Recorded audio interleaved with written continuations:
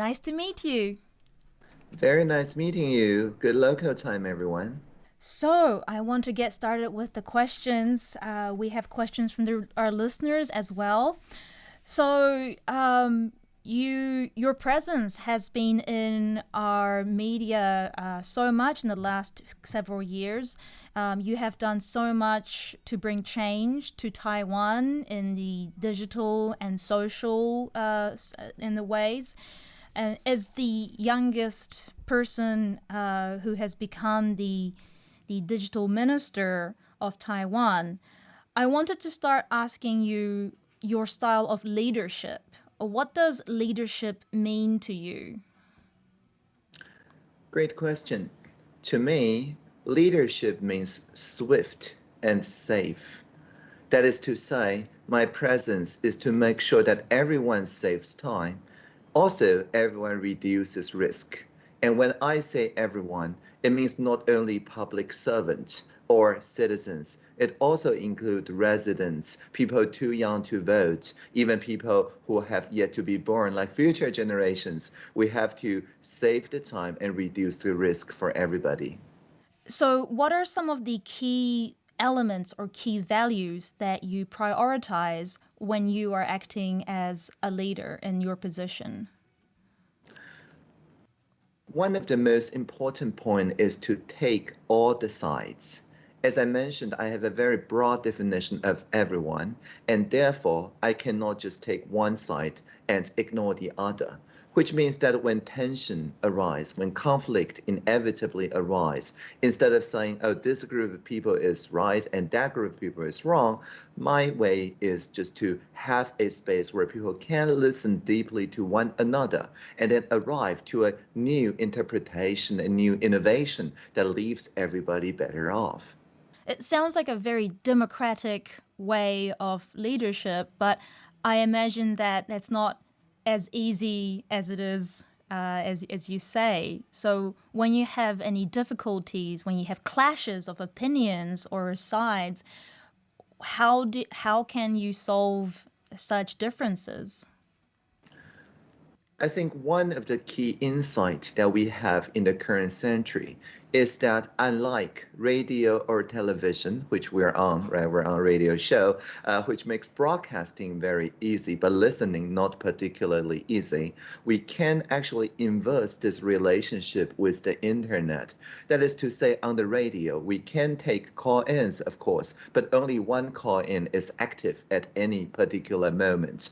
On the other hand, if this is a live show and we have an online forum where people can upvote or even downvote on each other's opinions and so on, we can very quickly see what is the focus of our listeners and engage with the audience in a way that is not possible given just telephones, radios, and televisions. And so this way of people picking up a phone and calling into a call center that almost guarantee that it will be immediate listening and understanding, as well as escalating whatever issue that have yet to be resolved into a public sphere becoming the social object. That is the key of the internet's contribution to democracy. Does that mean that, in your opinion, the major opinion or the majority vote should get the biggest microphone or priority?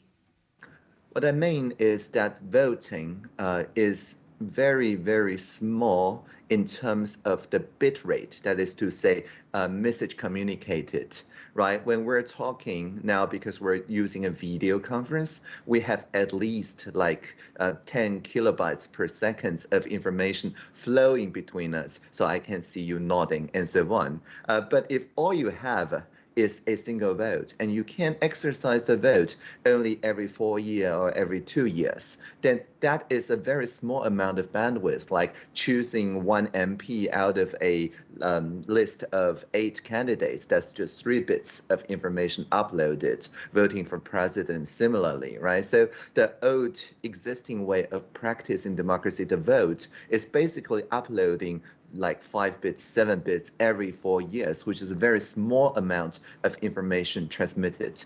I just mentioned this idea of a toll-free phone line, even just with a landline. That's essentially like thousands of times more information because you can speak your mind and have someone listen with empathy, with sympathy, and so on. So what I'm trying to say is that we can use advanced digital technology to foster a democracy with a higher bandwidth. The way you're describing that is really, really interesting, and it kind of makes me think about how every time we have an election in Japan, we always talk about, we lament the low numbers, the rates of people who go to the trouble of voting, and we're really trying to encourage more people, especially younger people, to do your part, go and vote. But I personally wonder if that is really enough for a truly democratic society to just simply say, go and write somebody's name on a piece of paper every 4 years, and that is enough. That's right. So what I'm trying to say is that the reason why people do not respond to that poll or survey or vote is because, well, we did not come up with the list. Right. But in like participatory budgeting, for example, people vote for the ideas that's brought up by other people. In a e-petition, people join in their signature of ideas proposed by other citizens and residents and so on. So by broadening the definition of democracy, instead of just voting for people, which is still important, we can also vote for budget, vote for ideas, vote for policies, vote for sustainable development goal priorities, and so on. And we can do that like literally every day. And once this is every day and the items are co-created by citizens' proposals, then that is a continuous democracy, not a democracy that's interrupted every 4 years. We have a question here from a listener, Atsushi. As the digital minister of Taiwan, what are your biggest priorities towards your people, and where do you draw the line in your involvement with the public? Okay. I see myself not working for the government, but with the government. Not working for the people, but with the people. So basically, I'm in this like Lagrange point, which is in astronomy, a place between, say, the Earth on one side and the Sun on the other. And there is this place with no gravity pull from one side or the other and can stay in a very stable way, making sure the communication between the government on one side and movements on the other side as facilitated as possible, as high bandwidth as possible. So like a communication satellite, right? So what I'm trying to say is that most of the ideas that, especially in Japanese popular media, that people attribute to me are actually not my idea. For example, the mask availability map, that's from a civic technologist in Tainan, and the name is Howard Wu, and the SMS-based check-in system to enable contact tracing, again, that comes the G0V, the Gov0 community, and so on. And my contribution is simply to surface these really good ideas, making sure that the government, the public servants is in line with this shared value, like getting 90% of people masks, which is, of course, widely agreed upon, getting the contact tracing, shortening it from a few weeks' time to just a few hours' time. Of course, everybody is behind it, and so on. And so once the values are aligned and make sure that those social innovations get adopted on a national scale, they previously may have only tried it in a small town, in a small community with 500 people and so on. But like this, I can scale it to 24 million people. So that's my main contribution as a kind of amplifying satellite. And so if this digital transformation is a kind of a journey that we're on, perhaps since the beginning of the internet, and I don't know how long this will go on for, but where do you see us as in maybe the human race as a whole, or maybe Taiwan or Asia? Where are we on the journey of digital transformation? So just as transculturalism meaning going to visit different cultures, sharing experience, and then connect the cultures together. Or transgender, meaning going through different gender roles and connecting these experiences together, and so on. Digital transformation to me means to go through digital formations, that is to say existing forms, like this form of, for example, automated robots in industries, or that form of people using the digital as a way of creating new art, and so on. And these two, in the original siloed way, is very rarely connected in any way. But nowadays, with digital transformation, we can see that these two are actually intertwined. We can actually invite artists and designers to think about better ways to make sure that people understand the repercussions of engaging in digital transformation better. And the people who previously work on robotics and so on can also apply what they have learned to make sure that people are served by what we call assistive intelligence instead of people assisting artificial intelligence, like conforming to artificial intelligence. So all these are intertwined and connected. And so in my mind, what we have now is the beginning, as I mentioned, of a new way of thinking about digital transformation that is based on the principle of democracy. Previously, it is very difficult because just as it's difficult to call in during recorded radio shows, it is also difficult once you're just a consumer or a customer to influence the way of the design. But nowadays, with new technologies of listening at scale, everyone can be not just literate, which means you're a good, viewer or critique or consumer, but actually a digital competence, meaning that you're also a good co-producer, you're also a good co-creator, you're a good remixer, if you will. And when people are capable of remixing, then they are, of course, naturally part of the agenda setting, so that instead of this traditional relationship of few produce and most consume, everybody co-create, and we're at the beginning of this. So, Audrey, Taiwan has been attracting the world's attention in many ways recently, such as legalizing same-sex marriage, as well as the digital achievements that you mentioned earlier during the early stages of the pandemic. So, I want to ask first about the same-sex marriage, perhaps. What kind of things triggered such radical new changes in Taiwan? In Taiwan, we've got national referenda, of course, and in 2018, there's 2 successful referendum topics pertaining marriage equality. Now, marriage means different thing to different generations of people in Taiwan. People who got married after 2008 understand it in a contemporary sense as by registration. 2 individuals register with the government and enjoy certain rights and duties. On the other hand, people who married before 2007 may think of it as more a family-to-family endeavor. That is to say, through a social ceremony, the 2 families are married together, and whether the registration happened afterwards is quite beside the point.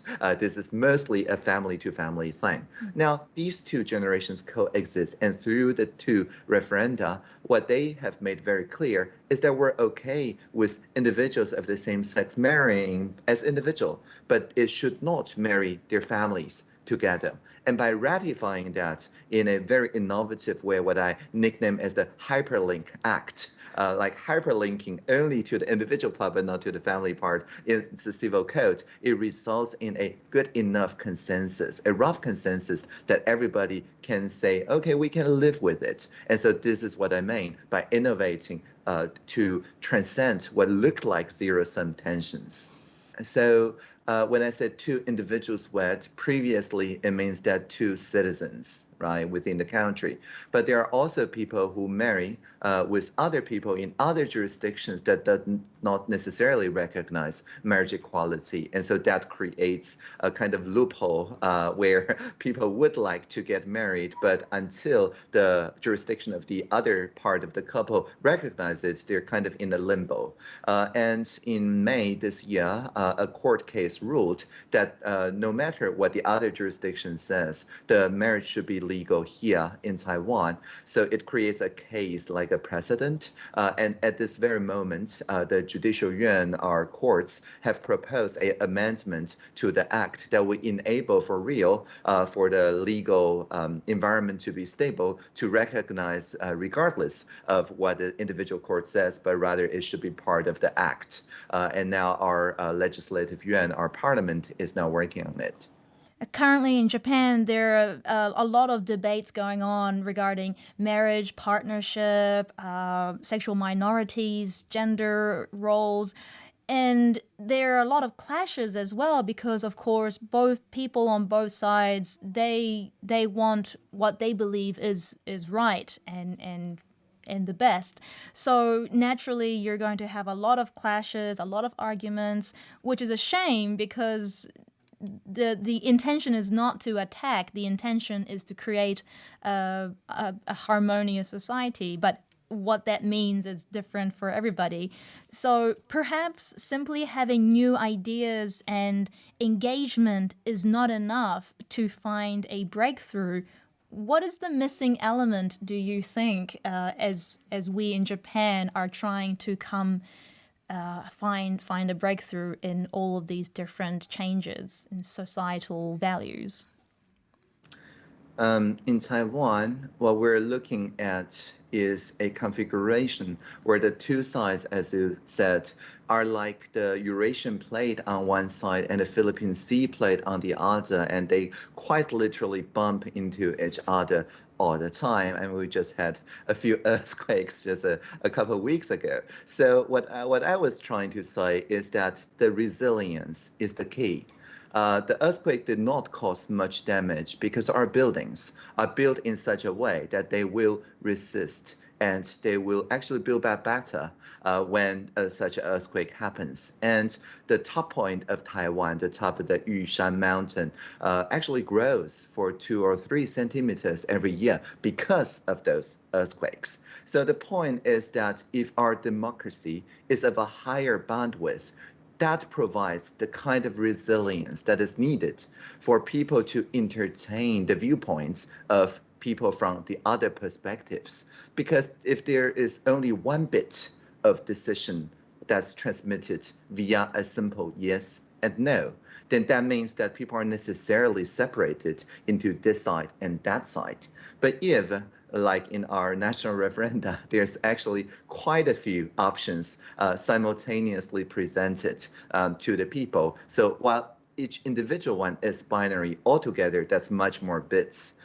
And if this design is adopted in a wider scale, that means that the solution space, that is to say, the space with the configurations acceptable by the large majority of people, will become a social object. That's to say, like the weather. People can talk about it, like, I can live with this, can you live with this, and so on. And the conversation will be much more nuanced. And it also requires a design like town halls and so on, where it's easy to contribute, but very hard to shout somebody down. But on the online space, if we do not invest in the kind of online digital public infrastructure, then we'll be forced to use the more antisocial corner of social media for this kind of public discussion. And that will be like holding a town hall or holding an election in a nightclub where it's a lot of people smoking, lots of noise, dance music, you have to shout to get heard, addictive drinks, private bouncers, and so on. And of course, before long, people will start shouting at each other. And that's not because they're bad people. It's because you have to shout to get heard in that nightclub. So with all due respect, I mean, nightclubs are great. They serve an important entertainment function in the district. It should not be the place where we hold our town hall discussions. I love the way you describe these kinds of concepts. They're really humorous. I'm trying not to laugh out loud. We have some questions from few of our listeners that I'd like to ask you. Just a couple. So we have a question from a teacher, and a few years ago, they had tablets and computers brought into the school. And many of the teachers are struggling to figure out how to use these in the classroom and how to make the most of the education for the students with these new technologies. So the question is, what has happened in Taiwanese schools? How have tablets or computers been used for effective education? And what kind of skills have children gained from them? In Taiwan, we have this idea of participatory classroom, where the children, the students are part of the agenda setting of what happens at the classroom. Usually they prepare the raw materials, the source materials at their own tempo before attending that particular class. So the class is mostly for co-creation and discussion. And personally, when I give public lectures at some high schools and even primary schools, I use their phones directly as a way to solicit input.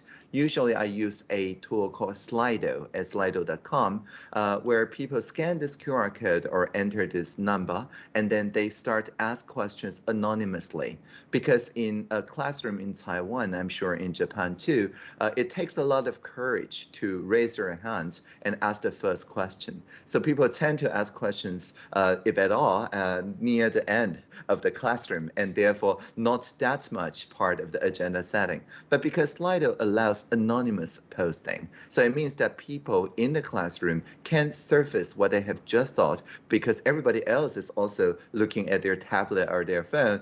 They preserve their anonymity. But once they post their questions, there's a upvote function. Usually we do not use the downvote for Slido. And so just upvoting means that in a classroom of 100 people, say, I know for sure that this question actually 60 persons want to get it answered. So it has a very high priority. And I commit myself as a lecturer to only talk about the agenda, the topics that has the highest amount of votes. And once I answer it, the next highest and then the next highest, all in real time. And so that means that people who are not voting for the top question nevertheless have anticipation that they can hear something more relevant to them on the next question, like waiting for the next piece of the Tetris video game or something like that. And so they keep engaged into the discussion by making sure that everyone's phone, instead of a tool of distraction, is a tool of attraction.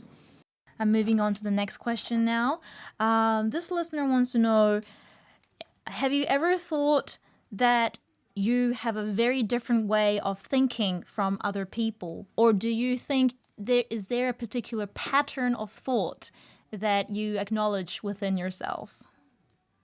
Right. I think taking all the sides is what I make sure that everybody understand, that as a kind of servant leadership practitioner, I make sure that people's voices resonate with one another instead of just through me. So I call myself a kind of amplifier, because I amplify the ideas of all the different corners, the social sector, economic sector, as well as the public sector. Now, for many people, to take one side means refusing, rejecting the other side. But my thought pattern is actually I have a common experience with this side. I have that common experience with some other side. But just because we have some shared experience, it does not mean that I label myself or identify myself with that experience. So by focusing on shared experience instead of labels, that means I am able to take all the sides simultaneously, not taking turns.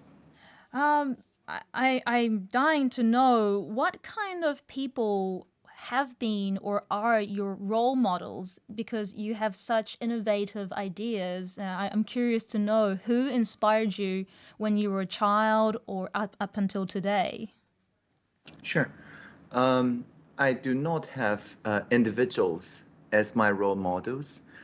Instead, I have books that I really liked during my childhood.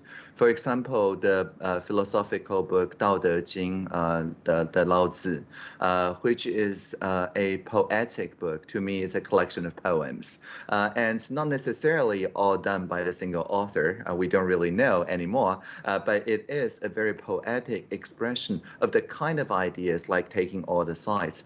These ideas first kind of entered me when I read the Tao Te Ching when I was like maybe 6 years old or 7 years old. And the great thing about it is that it does not refer to much outside. It does not require a lot of social experience to make sense of, but rather it talks about very simple things like a ball of clay or a window or something that I can readily identify, even if I'm just a 7-year-old.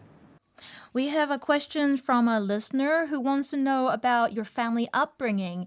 What kind of education did your parents give you, and what kind of special experiences did they provide for you when you were growing up? My dad loves philosophy, and he applied the so-called Socrates method when I was a very young child. That is to say, instead of drilling into me any particular idea, he makes sure that I develop my own ideas, but continuously ask me questions to reveal the limitations or the paradoxes that my ideas entail. And so that means that I have to think for myself. That's the only thing maybe he drew into me is not to get anything drilled into me, right, afterwards. Instead of a particular ideology, he would invite me to think through the repercussions and limitations of these things. And my mother, as a professional journalist and a really prolific writer, she is really good at turning what she has learned and experienced personally, but finds something in common with a lot of other people. And by turning it into writing, it becomes a social manifesto. It becomes a call for change. It's no longer just like a personal diary, but it becomes a call to action. And so she taught me that anything that I can think through and process through, I can actually generalize it and make sure that other people who are suffering from, say, bullying or other bad experiences can look at it together and invent new ways that prevent something like this from happening again. I read from your books that you stopped going to school because of the lack of understanding of your uniqueness and the bullying that you received. And your parents were there to support you in finding alternative to simply just going to school. That's right. So when I was 8 years old, I did suffer from bullying, and my parents did negotiate with the school so I can study at home. And the books that I studied were development psychology. That's to say, I want to understand what is going on in the mind of my classmates. So I read a lot of Montessori or satire and so on. And afterward, I understand, and Piaget, very important, I understand that they did not do so because they're bad people, but because their parents put a lot of the status, the relative status, like competing with other children into their self-worth. So they're very unsure of their self-worth, and they have to resort to competitiveness or bullying to make sure that they're seen and their self-worth is reassured. And after I read those books, then I decided maybe in the future I would work on education reform. Maybe I would work on a classroom where every children is encouraged to work with other children to make projects together instead of competing as an individual to individual. So this kind of thing will not happen again to future children, which I think is why I ultimately joined the committee to make the K-12 curriculum that's going on today. We have another question from a listener. What kind of time or situation do you get your best ideas or inspirations from? When I have had 8 hours of sleep. So I do most of my work in my sleep. And I insist that if I don't sleep for 8 hours a day, like if I sleep only for 7, then during lunch break, I will make that 1 hour up. And so the idea is simply that I listen to all the signs, take all the signs during my waking hours. But the truly innovative work happens in a place where I have no idea how it happens. It's in the dream, in a reverie. I'm so curious to know what goes on inside your head during those 8 hours. I'm curious too. I have no idea. In the past, you've tweeted in Japanese on your Twitter account several times, and you've mentioned Japanese books or inspirations that you like. What kind of connection do you have with Japan?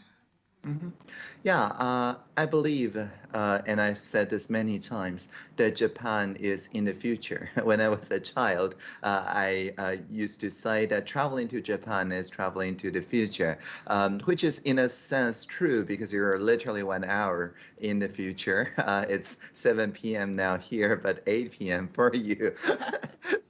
So that's my initial impression. And when I did visit Japan, of course, I discovered that for example, when I first visited Japan, that's when I got this Sharpsaurus, which runs a full computer running Linux and with a stylus and so on, but in a very pocket-sized way. But there's nothing like that anywhere else in the world. And at the time, I was using Palm Pilot, which really pales in comparison to the Sharpsaurus. So, and it's not just about gadgets. This speaks to a lot of things. It says that people in Japan are willing to adopt ideas still in research that is not very well proven that it will have an impact in the society, but people are willing to try nevertheless and say, oh, this maybe contributes to the research and development. And I think this idea is a future joining the earth, but not distributing evenly, but they arrive through the people who are willing to experience part of the future before other people do. I think I first experienced that in Japan too. So a question from our listener. We talked this, I think, extensively, but again, maybe just to reiterate once more, what is or are the important points for us to live in a society where we are not controlled by digitalization or IT, for us to live harmoniously in society? To reiterate, what is the important thing? Sorry, I didn't quite get that. So does it mean that we have a choice either to live non-harmoniously or harmoniously? And what is the one thing that we can change within ourselves in order to live harmoniously in a digital world? Is this the frame? Yes. So how can we live in a society where we are not controlled, dominated by digital things? Yeah, but is it the past tense, like we're now being dominated, or is in the future sense, like how can we avoid getting dominated, or what's the tense of the? That's a really interesting question. I do wonder, do you see this current situation in any way as a digitally dominant society? Yeah, because that depends on where on earth are you, right? If you are in a studying camp, then you would feel you're dominated by digital technology, and rightly so within the great firewall. But if you are, say, in Tokyo or Taipei, you probably don't think that, and with good reason, because there's pretty much no censorship for journalists in either of our countries. But we're quite alone in Asia to say that, actually. So what I mean is that this is not a question that is generalizable. It depends on whether you're asking for like everyone on the world who's suffering from digital authoritarianism, or you're asking about like how can we avoid Japan or Taiwan becoming authoritarian in the future, which require very different answers. Perhaps my understanding perhaps of this listener's question is, how can we not become addicted or completely reliant on digital? Right. Yeah, that's a really excellent question. I believe the intentionality is the most important thing. I use my phone always with a stylus for precisely this reason. I found that when I interact with the computer through a keyboard or interact with my phone through a stylus, it could be a Galaxy Note at this moment, previously, of course, Sharpsaurus or Palm Pilot and so on. I am very intentional of which button I'm clicking, of which window I'm activating, of which word I'm entering. But if I'm interacting it with my finger, like when swiping, for a while, I would get into this illusion that this is a extension of my arm, of my fingers. And before long, it will be the phone swiping me, not me swiping the phone anymore, because I get into this unconscious loop of swiping and getting new information. So, and to me, this is very important, like wearing a mask is important when something that's going viral biologically. When some ideas are going viral mimetically, not biologically, swiping means that you can actually participate in this addictive cycle of sharing, and people who follow you, of course, also share it even more and without much thought put into how to remix, how to fact check, how to co-create. But if you interact through an intermediary, in my case, through a stylus or a keyboard, and there is always this breathing room where you can actually see it as a distance and see it as a material that could be contributed and remixed. So creating this mental space, this mental distance between addictiveness on one side and creativity on the other is very important. Audrey, we're going to have a short commercial break now. Before that, we want to play a song. Maybe you can give us a recommendation? So I would like to suggest Dos Monos, and the song is called Civil Rap Song, featuring Audrey Tang, so that's me. But the great thing is that I had no idea that somebody will remix my interviews into a song. So this featuring is, in a sense, that's done in an ad hoc way. That is to say, when I did the interview, I released it in Creative Commons, relinquishing most of my copyright. And that means that the artists who, in my mind, have like no connection with the original interview can nevertheless make art based on it. Very, very, very simple personal question. What is your favorite animal? Homo sapiens sapiens, human beings. Oh, that's sweet. What is your favorite food? Carbohydrate, protein, and fats. Hi, and okay. Final question, just to kind of have a future-oriented one. And finally, can you give us some insight into what kind of future projects you are working on or would like to work on? Mm-hmm. Yeah, in the immediate future, after working on the contact tracing and vaccination appointment systems, we're now currently working on an internationally mutually recognizable vaccination record system. This sounds, of course, very mundane, but it's very important to resume the kind of travel that I really wish that I could be, for example, in Japan right now. And this will enable this kind of travel more often between the countries that participate. Now, in the longer term future, I would like to share the Taiwan model, the model that is based on the co-creation and digital democracy, where we used this to counter the pandemic with no lockdown so far, and counter the infodemic also with no takedown so far.